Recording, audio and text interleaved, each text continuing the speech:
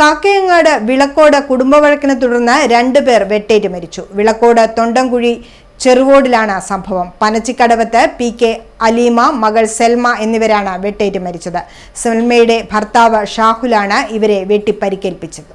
കാക്കയങ്ങാട് വിളക്കോടാണ് കുടുംബവഴക്കിനെ തുടർന്ന് 2 പേർ വെട്ടേറ്റു മരിച്ചത്. ഉമ്മയും മകളുമാണ് വെള്ളിയാഴ്ച ഉച്ചയ്ക്കുണ്ടായ കുടുംബവഴക്കിനെ തുടർന്ന് ബന്ധുവായ യുവാവിന്റെ വെട്ടേറ്റു മരിച്ചത്. വിളക്കോട് തൊണ്ടംകുഴി ചെറുവോടിലാണ് സംഭവം. പനച്ചിക്കടവത്ത് PK അലീമ, മകൾ സെൽമ എന്നിവരാണ് വെട്ടേറ്റു മരിച്ചത്. സെൽമയുടെ ഭർത്താവ് ഷാഹുലാണ് ഇവരെ വെട്ടിപ്പരിക്കേൽപ്പിച്ചത്. ആക്രമണത്തിനിടെ സെൽമയുടെ മകനും വെട്ടേറ്റിട്ടുണ്ട്. ഷാഹുലിനെ മുഴക്കുന്ന് പോലീസ് കസ്റ്റഡിയിലെടുത്തു. ബഹളം കേട്ടെത്തിയ അയൽവാസികൾ 3 പേരെയും ആശുപത്രിയിൽ എത്തിച്ചുവെങ്കിലും 2 സ്ത്രീകളും മരണപ്പെടുകയായിരുന്നു. കുടുംബവഴക്കാണ് കൊലപാതകത്തിൽ കലാശിച്ചതെന്നാണ് പോലീസിന്റെ പ്രാഥമിക നിഗമനം.